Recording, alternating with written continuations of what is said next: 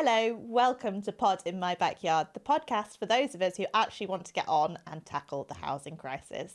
Today I'm joined with the wonderful Kane Emerson, a long-term YIMBY activist who works for the YIMBY Alliance and also a self-confessed left-wing YIMBY. Kane and I will be dissecting some of the government's new policies and discussing, does the planning and infrastructure bill go far enough and will it work? Since the general election last year, Labour have been talking big about housing policy. They've brought in their new bill now. They're saying that it's going to introduce a step change in housing delivery. But will it work? We'll dissect what it actually means. This episode is supported by the YIMBY Initiative, a movement fighting to fix Britain's broken housing system. Backed by research, powered by communities, TYI is pushing for homes where people need them most, from renters priced out of city centres to families stuck on waiting list. They believe that building more homes sustainably and with proper infrastructure isn't just good economics, it's basic fairness. If you think everyone deserves a decent place to live, visit tyi.org.uk and get involved. And now, Kane, on to the bill. So we've seen the government release these new policies this week. It's been debated in Parliament twice now. It's starting on the nitty-gritty of refining the legislation before it comes in. Let's chat about what you think about it. So first up, I'm going to give a quick overview of what's in the bill. We're going to see some big changes to the structure of how planning decisions are taken across the country. We've got more power for regional mayors, and it's going to be much easier for councillors to be able to compulsory purchase, which means they can force landowners to sell to them bits and pieces of land which are really in the public interest. We're also seeing changes to how environmental policies work and a new nature restoration fund where developers will have to pay into a fund and then the government will be able to use that money to spend on important biodiversity initiatives. At the same time, there are big changes to how decisions are made on a local level. So what's your take to this whole bill? What do you think? Is it going to work? Well, I have to say, first of all, if you think about how far we've come, a few YIMBYs were, arguing in pubs 5 years ago about what is possible. Well, maybe not 5 years ago, 6 years ago. We're still arguing in pubs. Yeah, and we're still arguing in pubs. But to have a government that's actually taking action is so refreshing. It's been a huge national political change. Now we have like an actual consensus that we need to build homes. But for those of us who are Labour members as well, if you look back a few years ago, house building wasn't really top of our agenda. But I think it's completely changed because we have a new generation of young MPs and young activists who've managed to push for it. And the Planning and Infrastructure Bill is one big component of that. It's really welcome. It doesn't do everything we want it to do, but the stuff that it does do is really important. So Eve, you mentioned the compulsory purchase orders reform. That'd be really good in certain areas where government can CPO land and then develop it and then capture some of the value from the uplift in giving that land permission to build residential homes. We saw that historically used really well in Milton Keynes. So Milton Keynes was formed through CPOs, and now Milton Keynes has some of the best parks in the country because they CPO'd all this land, developed it, and then sold off bits of it, and they used the uplift in values and put it into a parks trust. So Milton Keynes has some fantastic parks as a result. How we might see that CPO power being used in the future, it might be used to fund social homes that we desperately need. There are 1.2 million households on the social housing waiting list. So CPO reforms are really needed and they might provide some really good stuff for us. Then there's some smaller it sounds more like bureaucratic, process-driven reforms, but are equally as important. So some of the stuff about planning committees, so it's kind of crazy, but to sit on a planning committee, you don't actually have to undergo training.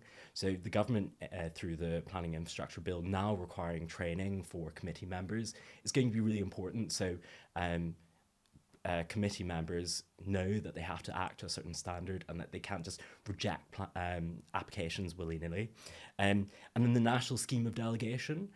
So in many Labour-controlled areas already, councils, the planning committee will actually only really consider the big stuff. So applications for developments that involve more than 10 homes. and they let the planning officers look at smaller stuff, and that frees up time for planning committees to really have a good ability to scrutinise planning applications. But lots of councils don't do that. Lots of councils actually still look at really small applications, and as a result, it slows the whole system down. So the national scheme of delegation will be really helpful to speed everything up, basically. Great. Thanks for that, Kane. That's a really good intro. So I guess my question is, does this bring us closer to a kind of rules-based system where you have the plan and developers go off and they come up with their own plans and they say, hey, our plans match your plans, let's get going? Because at the moment, one of our key problems is there's so much risk in the planning system, and that risk really represents a waste of time and money and time that could be doing something much more useful, like, you know, growing our economy, building new homes, creating new jobs. And instead is just tied up in the risk of this system that we've created ourselves. Do you see a kind of a way out of this, that this will produce something that's fairer, quicker, and will actually deliver the housing we need? Yeah, so it's really important that you mention risk. House building in this country is so risky. So it's risky for private developers. It's risky for homeowners, like, you know, trying to even extend their own home or maybe to build a granny flat. And it's risky for social landlords. Housing associations find it incredibly risky to develop schemes to build more council homes. And this gets us closer to having a fairer, more transparent system. So there's elements of risk in whether your application will actually be accepted or not is like the big end risk. But you've got that intermediate risk that in the meantime of like, how long is this process going to take? So it does eliminate a lot of risk if we can try and streamline as much of the process as possible. And I mentioned, you know, the planning committee reforms, but you also have some of the environmental mitigation in the bill. And the bill makes that much more streamlined, much more transparent. So developers, when they engage and start, you know, creating ideas and plans for homes and hire architects and drawing out where they're going to build homes, they know what they're going to face. Whereas the status quo, a lot of councils don't actually have transparent rules on what development looks like. You know, most councils actually don't have an up-to-date local plan. So the government's focus on trying to make the system as transparent and fair is really important. Yeah, brilliant. Thank you for that, Kane. And really interesting that we're talking about risk here, because one point that is often forgotten in the debate is how the fact that our planning system is so risky pushes small and medium businesses out of developing housing. Yeah. And we end up with a housing system that's dominated by a small number of very large house builders, which isn't healthy for a competitive economy. And it's really bad for people. The outcomes as a result means that you have, you know, speaking as a lefty, you basically have an oligopoly of these very large volume house builders who can afford, you know, the really expensive lawyers to take local authorities on appeal. But the small and medium sized builders, you know, the types that are like, you know, your uncle who might build, you know, a few houses at the end of the street. Those builders have been put out of business in the past 20 years because it's become incredibly risky and therefore very litigious and also expensive, because, you know, banks aren't going to lend small builders money to build homes if they don't know if they'll get through the process. And if we're looking to improve outcomes, so housing outcomes of like the quality of new homes, we have to focus on small and medium-sized builders, because those are the people who likely live local to you and therefore do not want to build a shoddy house. But also they're all going to be competing with one another in a way that volume house builders don't really compete against one another. So those people will try and sell you the best product at the best possible price in a way that volume house builders don't have to. Volume house builders can, you know, take a bit of risk in terms of the absorption rate, they call it in the industry. So they can buy a huge plot of land and apply to build, 5,000 homes and only release a few homes every few months. Whereas your local builder can't do that. So you're not going to get that effect where you see the housing market manipulated by people dripping supply in. We're going to see a big increase in the supply of housing, and hopefully for young people like us, hoping one day to get on the ladder, prices will stabilise and wages will rise, which is what we want to see. Yeah, absolutely. Super. Thank you for that intro, Kane. That was great. So now on to the big question about democracy and consultation. There's been some scaremongering, largely from the Conservative Party, surprise, surprise, that that this represents a fundamental attack on our democratic freedoms to say, no, we want to keep our housing system inadequate and not really functioning. So what do you think? Is this limiting of the role of councillors anti-democratic, or is it in fact a way of realising the democratic will of the vast majority of the population who all voted for parties that said they would build lots of new homes at the last election? Well, this Labour government has an absolute mandate to build the 1.5 million homes that they said they'll build by the end of this parliament. They went into the election very clear, saying that we are going to be the party of the builders, not the blockers. And it's interesting, you mentioned that a lot of Conservatives can be the opposition on building new homes. They used to believe in a property-owning democracy, and they kind of just abandoned that. Because it is really important that people have their own slice, whether that's like owning it or having a secure rental agreement as a private renter or as a social tenant. It's really important for democracy that people have security of housing. Yep. Why? Well, because it means that they're going to invest in their local community. If you speak to lots of young people, and I'm going to stretch the definition of young person to under 40, if you speak to lots of young people in London, they don't actually really have a connection to their local area because they move every year, because their landlord is constantly pushing up rent, and therefore they're moving around.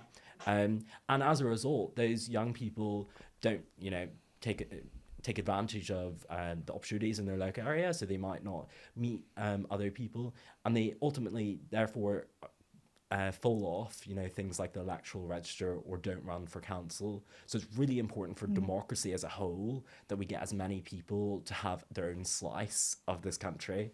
In terms of the reforms that the Labour government has put in place or have announced, the one big one is local plans.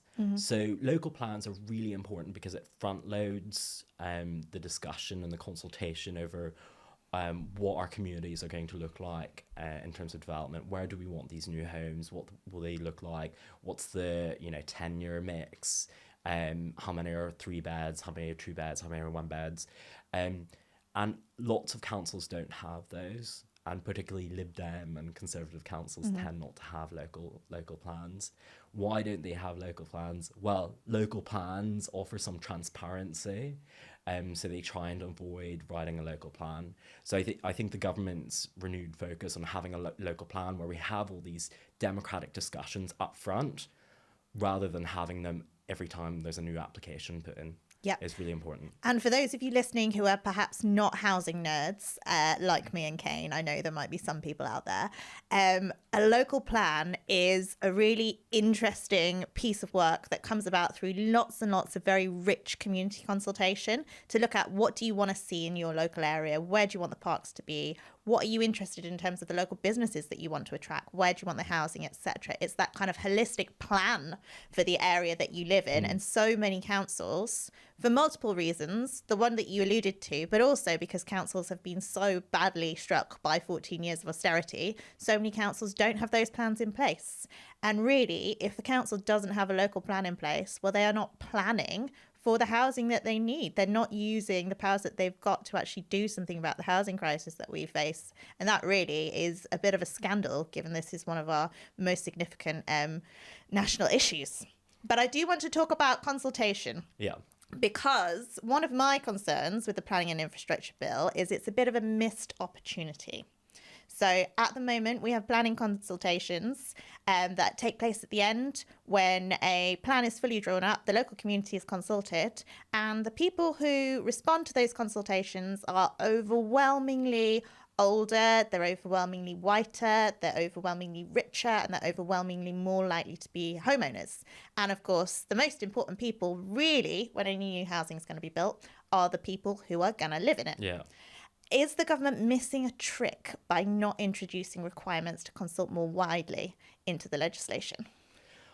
Well, I think the renewed push for local plans is trying to do that. I do think reforming some of the statutory consultees does achieve some of that, where you reduce the amount of veto players who don't actually have a stake in the local community. Is it a missed opportunity? Perhaps, but also we do have to pick our battles as YIMBYs, because it's been a really long battle to get to where we are now. So I think it might be a bit too radical. Maybe this is the Fabian in me, the gradualist. Too much of a gradualist. Maybe it's a bit too radical to completely reform consultation, because also that it's really resource consuming to be able to go out and proactively ask people their opinion on development.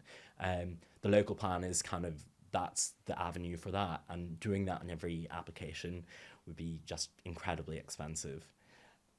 Okay, thank you for that, Kane the Fabian. I'd be like, no, there are so many opportunities. You could have residence panels, you could have decent polling, etc., etc. But I do understand that the point really is to kind of front load the public consultation into the local plan, what you want to see, and then go out to industry and say, hey, this is what we want to see. Go ahead and build it. But you're entirely right that the consultation process at the moment does not represent average people. And there's an element of like, why do councillors oppose certain projects that are actually really good? And it's because the people who shout the loudest are the least representative, but they're also shouting the loudest, and sometimes that scares councillors and MPs. So if you are a YIMBY, make sure to get on the radio. Get involved. Yeah, get involved. Respond. Respond, email your councillors, email your MPs. I responded to quite a few applications that I live nearby, and they involve council housing, and there are lots of NIMBYs who say, oh, it doesn't have enough council housing. It's like, well, having even one extra council house on a project is really important. That's one extra family off the waiting list, one extra family at a temporary accommodation. So I think if you're a YIMBY, make sure that you're commenting on applications. That absolutely winds me up so much, because if you think that particularly London councils aren't motivated to build social housing, you're absolutely bonkers, because if you're a London councillor, you deal with so many people who have such horrible personal circumstances because of the lack of adequate social housing in this city. Is really quite shocking. And London councils do have ambitious programs to build council housing, but guess what? They have to pay for it, which means often they have to build the private stuff in order to build the social stuff. And if you don't build the private stuff, you're not going to have any social stuff. And that means that you're accepting the status quo of a completely inadequate supply of social housing. That means that people who really need social housing don't get access to it. Just one of my little bugbears there. Yeah, and even some of the private stuff is really important, right? Because we know there's in economics there's a moving chain, and it's this really intuitive thing that, you know, if you build, you know, a mid-market apartment or a house, the person who moves into that place, that private development, is probably from within your existing area anyway, and they're going to free up one extra house that is like not as nice as the one they're buying, and then the person who has the, you know, second or third tier of not as nice accommodation gets to move into that, and so on and so forth. So even private development really helps move the system around. And I think the best way to think about that is maybe retirement housing. So if you build retirement housing or housing geared towards older people who want to downsize but don't want to leave the area, then it means they can move into that. Then someone can move into their house that's probably a bit too large, so it's a nice, good family-sized house. And the family move into that family-sized house, vacates a flat, and someone can move into that flat. It goes through the whole system. Exactly. Same with student housing. Absolutely. And I think it's important to note as well, when we talk about older people's housing, just how important adequate housing is for older people in terms of people's health. And the fact that if you live in you're an older person, you live in a 4-bedroom house with some quite steep stairs, you're much more likely to have a fall, you're much more likely to end up in hospital and ultimately to die earlier. If you're able to move into a home that's suitable for your needs, you're freeing up that housing that can go to a family with children who would need a 4-bedroom house, and you're potentially living somewhere that's much better and much more conducive to you having a longer, healthier life. So it is really important that we consider that. And I don't think we as YIMBYs, because we're dominated, I guess, by younger people, talk about just how important that is to people's health and well-being. Super. Okay, so on to YIMBYism and environmentalism. I have heard you in a drinks reception talk about how you are a YIMBY because you're an environmentalist. Tell me more about that, because so often we hear about housing being opposed by people who are, you know, really concerned about the welfare of bats or newts or other random Halloween animals. How is it that you sync the two? Well, so I'm a YIMBY because I actually believe in my backyard. So I live in Zone 2.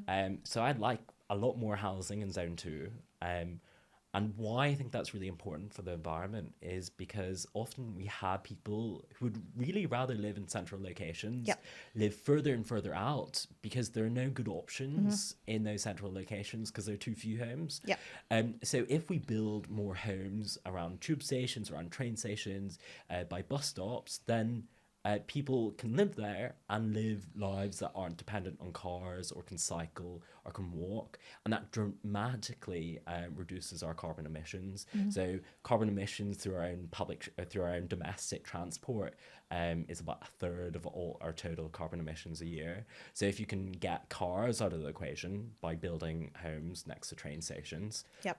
then that dramatically reduces carbon emissions that people produce. Yeah, denser housing as well. You Yeah. know, the economies of scale of heating a block of flats as opposed to heating lots of individual homes. Yeah. And denser housing is also excellent for our high streets because it brings more people into our town centres, more people living closer, walking about, using public services, more footfall to those shops, etc. Yeah, Seems like a win-win. And maybe at that drinks reception, I may have said that denser housing's good for going to pubs. He's probably said something like that before.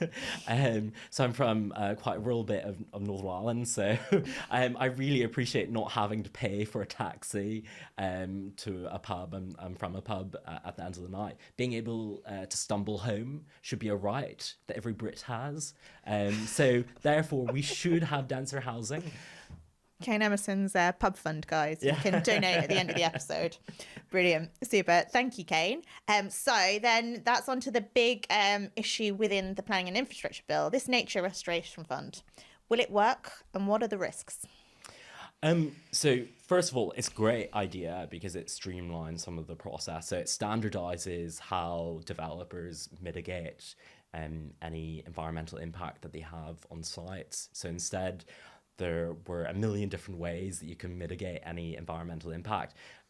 Now you're going to have a recovery fund that is being managed by Natural England. I think it's a really good move. There are quite a lot of concerns out there because not everyone has had terrific experiences with quangos and regulators, so there is a worry that it might slow down things. But as a step, it's really good. We just have to make sure that Natural England are well resourced and can speedily deal with taking money from developers and spending it on the right things. And also, a really big thing is that we often think when it comes to development on piecemeal basis, so like a developer is building 50 homes here and 50 homes there and 50 homes somewhere else. Local authorities are normally dealing with the environmental mitigation per site. It would be much better for outcomes, for environmental outcomes, if you can just take money from all those sites, put it in one big package and spend it on something really impactful. So, you know, creating a new nature reserve somewhere rather than like, you know, a few bushes and ponds in each of the sites. Yeah. You can create an actual park. So that ability for local authorities to actually be strategic about what they're doing about biodiversity, Yeah. and actually create nice places for us to visit as well. Yeah. I think it's interesting what you talk about resourcing quangos. I mean, it's not a surprise to me that you do actually have to resource the public sector for it to do a good job. And maybe a lot of people who were working in regulation and working at some of those statutory consultees that the Tories all fired, maybe they weren't just counting paper clips, maybe they were doing something useful. And that's why our system doesn't work now, because so many jobs have been lost from those areas. But hey, and some of the reforms the regulators really welcome, because some of them are like, well, I'm a statutory consultee for development in, you know, East Anglia, but I have no business being a statutory consultee on a development in East Anglia, and why am I even on this list? I can't resource the ability to comment on every big application in all of England. And the Planning and Infrastructure Bill has a really welcome bit by local authorities, which is that you can now recover the full economic cost of a planning application. So planning fees used to be like really arbitrarily set. Now local authorities can set them at however much it costs to deal with the application. Yep. Although frustratingly, perhaps that doesn't cover the funding required to do a local plan, which I do think is a bit of an omission. But, you know, the government might revise the bill and include that. You never know. Okay, thank you very much for that, Kane. So finally, last little section, brownfield passports. What is a brownfield passport? Tell me about the future of housing policy. Well, currently there's a white paper out by the government on brownfield passports. I don't think there's an outcome that the government has settled on, so they're still looking at possible options. Basically, a brownfield passport can be whatever we want it to be in terms of brownfield development. So it could be a presumption for development if you're within a certain radius of train stations. I don't know what the current government thinking is on this. What I'd like to see from brownfield passports is something that's going to deliver homes in the right locations. So looking at train stations, tube stations, certain bus hubs, that would be really welcome if we have a presumption for development within a certain parameter in those areas. Just being a bit careful though, because we don't want to get rid of the entire discretionary element of planning, because again, that would be very radical, and I'm very gradualist on YIMBY. He's very gradualist. But yeah, so brownfield passport's really about saying we want this, go and deliver it in very key locations where it'd be a really, really, really, really sensible idea for more housing to be built. Yeah, so you have this in Wales. So the Welsh planning policy has a presumption in favour of development, of denser development next to train stations. We should have this in England. It sounds like a good idea. It sounds like a very good idea, and particularly, you know, if you're a NIMBY, and you want to protect, you know, further out in the countryside, then you want like people basically living just around the stations and not out any further. But there's some real like eye-opening instances of where we miss opportunities, where we don't develop next to train stations. So I wrote a paper last year with Dr. Samuel Hughes proposing a new town in Tempsford. So Tempsford is this small settlement in between Milton Keynes and Cambridge. And the government has invested billions of pounds in a new railway, East West Rail. It's going to have a station in Tempsford, but there was no idea about developing more housing around that station. And also the station is right next to the East Coast Main Line, so maybe we can connect those up, and it would be an excellent new town for people to travel around using the train. There are similar ones on the outskirts of London. So you've got Taplow in between Maidenhead and Slough. Taplow has an Elizabeth Line station, but it's surrounded by fields. Like maybe that's somewhere that could have a brownfield passport. It's surrounded by fields, a Nike outlet store and a Tesco.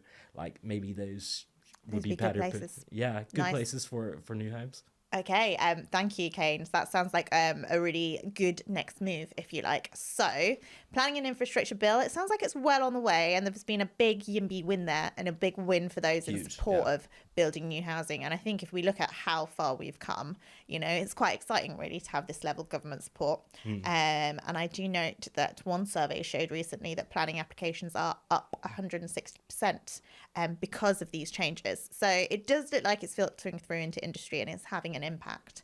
I guess with that in mind then, just before we go, can you tell me what's your dream housing policy? If you're king for one day, what would you enact?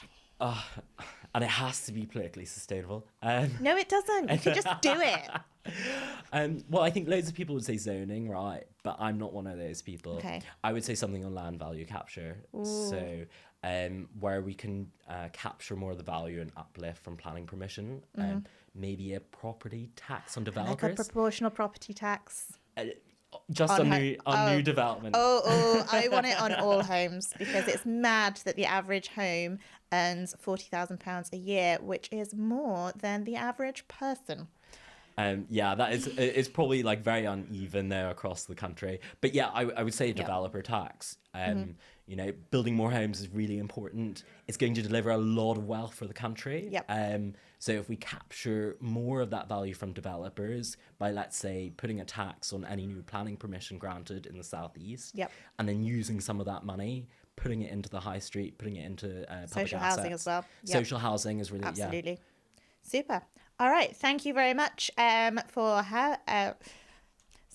Thank you very much for joining me today, Kane. It's been a pleasure to have you.